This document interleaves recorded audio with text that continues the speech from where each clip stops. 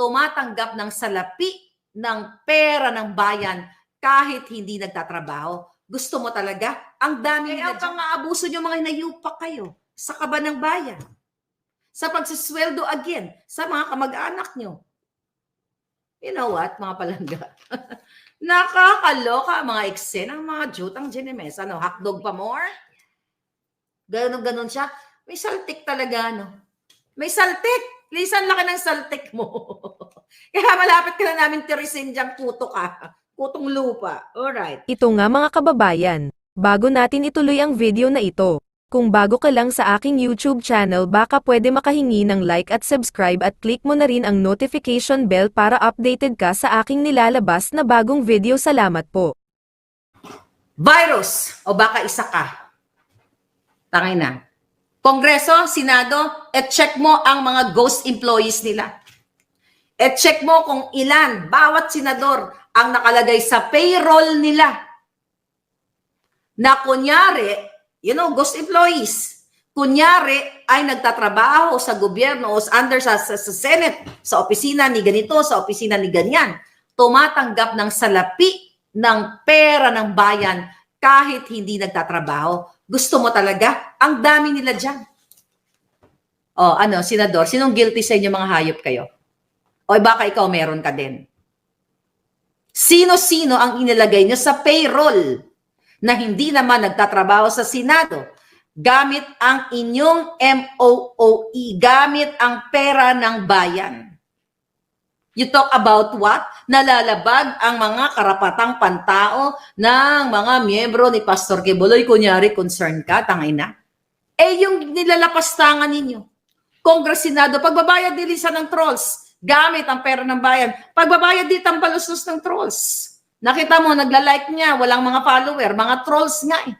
You talk about labor, o dumaan ba sa labor, yan? Yung hinair ba ni Tambaluslos at nilisan ng mga trolls para umatake sa atin lahat dito na mga kritiko? Dumaan ba yan sa tamang proseso ng pag-hire sa kanila? Meron ba silang social security? Meron ba silang mga benepisyo bilang trolls? Di ba? Mayroon din yung ghost employee, sabi ni Roy Ancheta. Oh, right? Super Mario Me. Okay? Kaya nga 100%. Captain Dado Itakwil na mga Kongreso, Senado, pare-pareho lang sila. Linisan ng gobyerno, sabi ni Ed Divog. Yun na nga mga palangga. Si Lisa lang, ang daming not only trolls, ang daming mga ghost employees.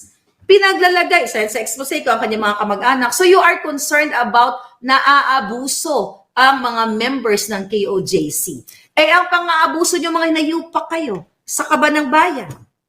Sa pagsisweldo again sa mga kamag-anak nyo. You know what, mga palangga? Nakakaloka mga eksena ng mga jutang Ginemes. Hotdog pa more?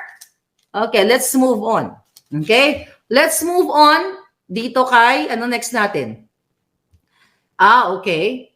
Ang next natin ay sex for lazy people. Okay.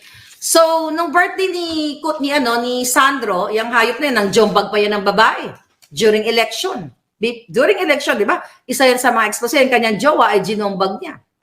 Sinaktan niya, manang-man talaga sa ina niyang jombagera.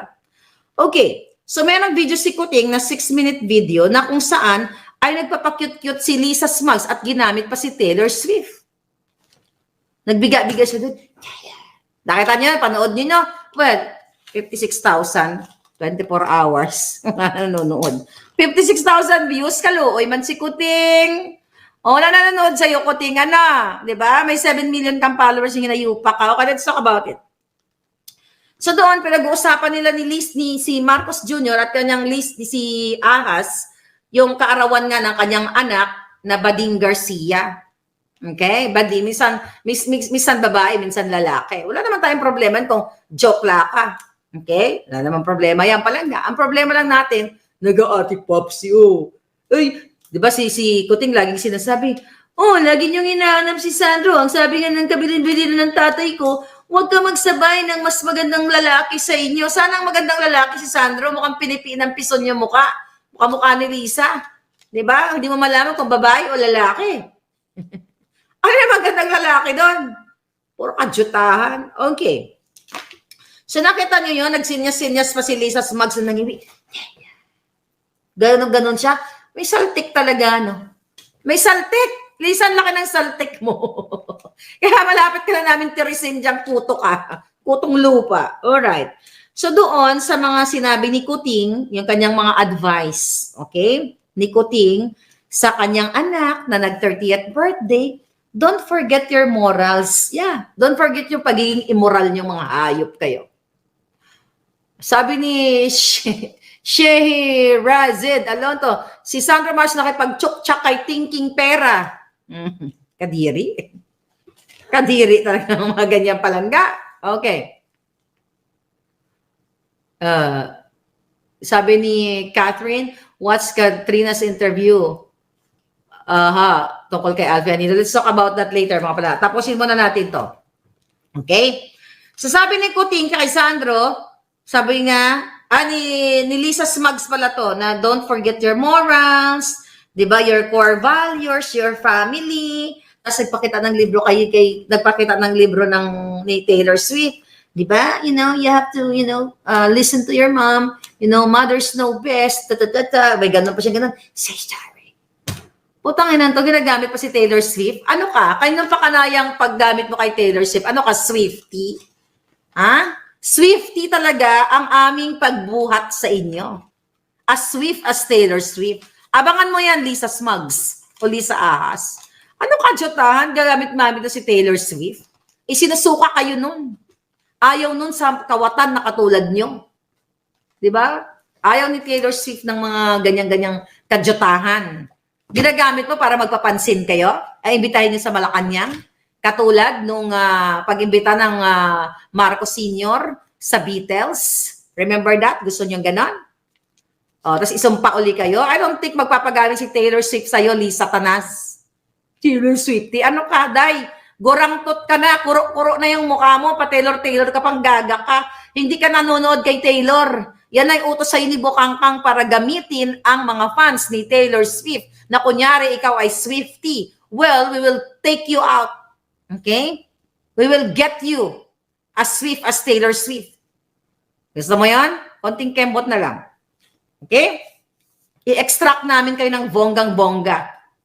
Ito, sabi pa nila, ito pang sabi ni Kuting, advice sa kay Sandro, God, unahin daw ang God. Wala kayong Diyos. Ang Diyos nyo ay mga smuggler. Ang Diyos nyo ay pera ng bayan. Kuting, wala kang karapatan na magsalita tungkol sa Panginoon dahil ang Panginoon nyo ay hindi mabuting Panginoon, kundi demonyo ang Panginoon nyo. So stop using God's name sa kababuyan na ginagawa nyo sa bayan, country daw. I-advise na si Sandro na focus sa Panginoon, sa bayan at family. Bayan? Winaray-waray nyo ang bayan? Mga hayop kayo. Okay? Tapos sabi pa niya ganun, honor and duty. Putang ina, anong honor nyo? Honor nyo kay Sayarot? Honor nyo sa Pulburon? Alam nyo, walang kwenta. Nag-arty-arty pa kayo. Sabi ni Lisa Smugs, parang tama, putang ina. May saltik. Diba? Kachipan, Taylor Swift chip. Actually, dati gusto ko siya. Pero, whatever. Whatever, di ba? Pero ginagamit siya. Ginagamit siya nitong ni Lisa Smugs. Okay? Sabi pa nga niya, when you make mistake, sabi niya, remember Taylor said, forgive everything. Daw gaga. Ano ka, buangit ka. Alam namin na may saltik ka. Tapos ang drama ni Lisa, don't forget to pray. Pray, di ba? Gumatin ka na, tapos drama-drama, iyak-iyak siya kunyari. Dahil parang, nag-aral ng boses, don't forget to pray. Sabi niya, come join us for Mass every Sunday. Count your blessings. Yes, count your blessings from smuggling. At ikaw, Lisa, wala kang Diyos. Hindi ka naniniwala sa Diyos. Huwag kang umarte na may Diyos kang pinaniniwalaan. Dahil demonyo ka. Ang Diyos mo ay pera ng smuggling. Ang Diyos mo ay pera ng mamamayan na ninakaw mo. Dahil kung may Diyos kayo, in the first place, hindi kayo iikot sa buong mundo para gastusin ang pera ng bayan. Wala kayong Diyos. Mga hinayupak kayo lahat. Ang Diyos nyo si Satanas. Ang Diyos nyo ang pulburon. Ang Diyos nyo ang pangangamkam. Kaya magtigil ka sa kababuyan, gagal-gal ang boses mo.